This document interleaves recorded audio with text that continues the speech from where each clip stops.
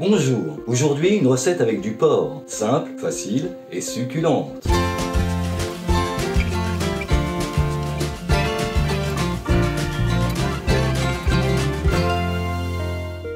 Nous allons réaliser un porc au concombre. Pour cela, il nous faudra un petit peu de matériel, une planche à découper, une cuillère à pâte, une spatule, un économe, un couteau, une cuillère à soupe, une casserole, une poêle ou un wok, une assiette, un bol. Pour les ingrédients, il nous faudra 300 g de porc dans l'échine, 2 gousses d'ail, un demi-concombre, 2 échalotes, 150 g de nouilles chinoises, 4 cuillerées à soupe de sauce soja, 2 cuillerées à soupe de cassonade mélangée, 2 cuillerées à soupe d'huile d'olive, 20 g de gros sel, coupez le porc en lanières, puis en petits carrés de 2 cm.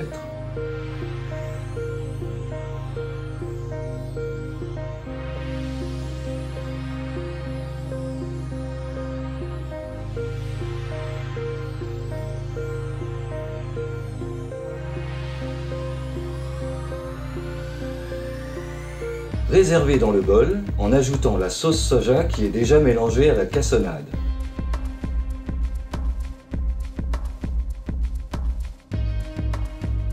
Mélangez et réservez.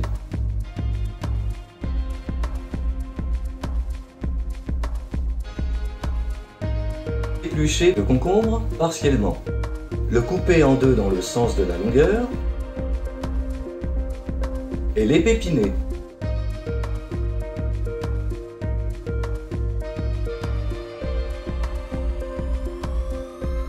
Redécoupez ces deux bouts en longueur et débitez le concombre en petits carrés.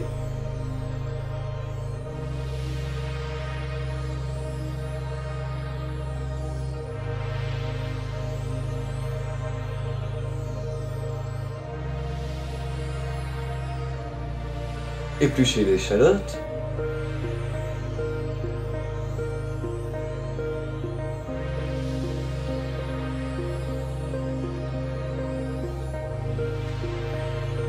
Et l'émincez finement.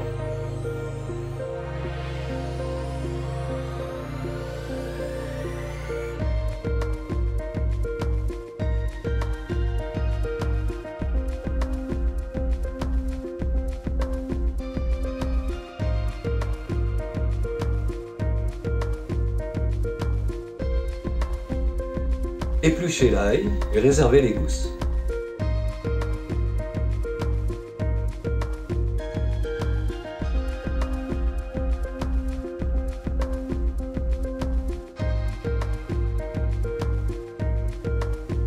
Faire bouillir 2 litres d'eau avec 20 g de gros sel. Lorsque l'eau bout, enlevez du feu. Ajoutez les pâtes dans cette eau.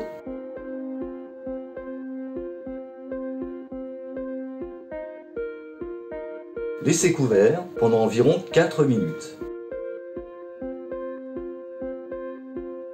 Faire revenir dans le wok avec l'huile d'olive, le concombre, l'échalote et l'ail.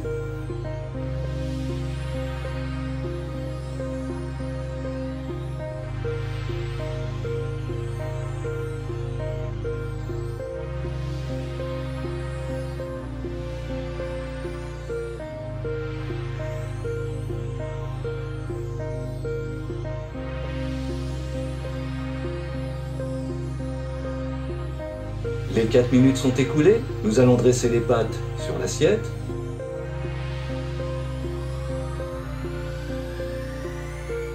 Ajoutez dans le wok le porc et la marinade.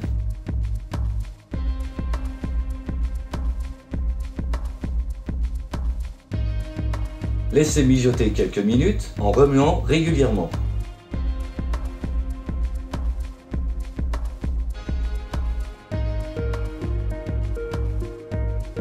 Ajoutez le mélange porc-concombre sur les pâtes.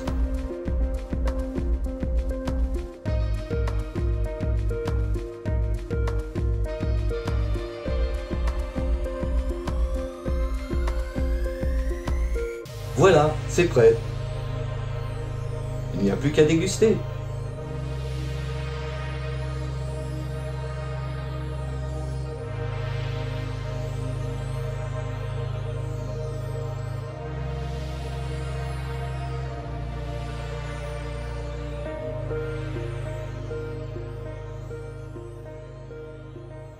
Bonjour Charlotte. Bonjour Alain. Bonjour à tous. Bonjour. Alors, aujourd'hui, on a réalisé un porc au concombre. Excellent, je vous dis que ça. Et qu'allons-nous boire avec ça, Charlotte? Alors j'avais choisi au départ un autre accord, plus consensuel. Et puis voilà, il est arrivé une rencontre avec un vin.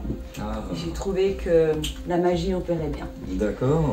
Donc nous allons boire un Gros Hermitage Oui. du domaine du Coulet de Mathieu Barret.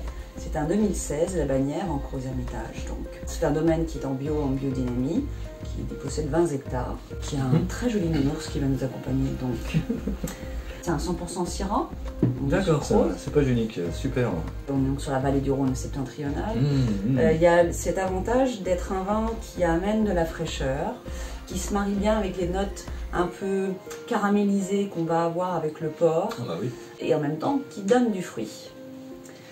On est sur un millésime qui est un petit peu plus quand même plus étoffé. C'est pas le tout jeune non plus, donc il va avoir une palette aromatique un peu plus riche.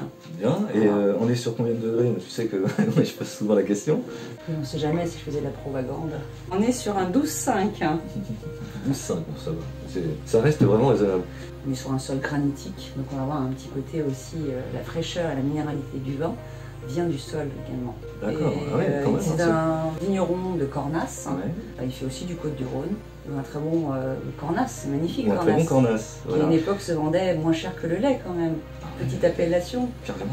De faire 120 ou 130 hectares. La Syrah, c'est un cépage magnifique qu'on dit améliorateur dans beaucoup d'autres régions, parce qu'il a toujours de la finesse et de l'élégance.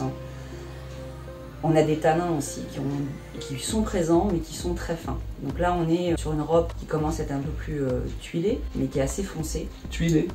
Oui, alors on tourne un peu plus sur le marron que sur le rouge vif. Et on dit tuilée? Plus tuilé, légèrement plus. Un vin blanc va tendre en vieillissant vers le marron. Un vin rouge va tendre vers le marron aussi en vieillissant. C'est marrant ça, c'est marron. C'est marron. Alors le premier né pour moi c'est le cassis. Oui, on a le fruit noir, gourmand ou gorgé. Et puis en fait en l'aérant c'est après l'olive noire. Mais je sens aussi un petit peu le fût de chêne. Alors effectivement il y a un élevage en bois, mais je trouve avec beaucoup d'élégance. C'est bien fondu en même temps. Il n'y a pas de décalage, il n'y a pas un arrêt. Ouais. Il n'y a pas... Là c'est le fruit, là c'est le bois. Non. C'est bien cohérent Non, ensemble. c'est assez cohérent. Ah oui, on sent bien le fruit. Mais il y a un peu de tanin, effectivement. C'est pas le vin. Attaque un petit peu le... Oui, on le sent. On sent bien au niveau des dents, de la bouche, la structure tannique. Et on n'est pas sur un vin qu'on va boire comme ça. Tiens, je m'ouvre une bouteille. Bah non. On est sur un vin qui va appeler la nourriture. Ça aurait pu être une volaille, une très belle volaille. Ça aurait pu être un magret. Mais je trouve qu'avec le porc, ce mélange un peu entre le côté salé, sucré qu'on va avoir et le frais du concombre, qui rappelle un peu la minéralité du vin en même temps aussi, ça se répond bien ensemble. C'est un joli mariage. C'est des bouteilles qu'on peut garder quelques années. On n'est pas obligé d'acheter sur le dernier millésime et les boire dans les 6 mois. Combien de temps on peut garder environ? Je pense 10 ans sans aucun problème. 10 ans sans problème? Oui. On trinque. Santé. Bon appétit. Santé. Et si vous êtes à table, évidemment, bon appétit. Bien, nous, on va se mettre à table. Donc, il ne me reste plus qu'à vous dire au revoir. Et puis à très bientôt, j'espère.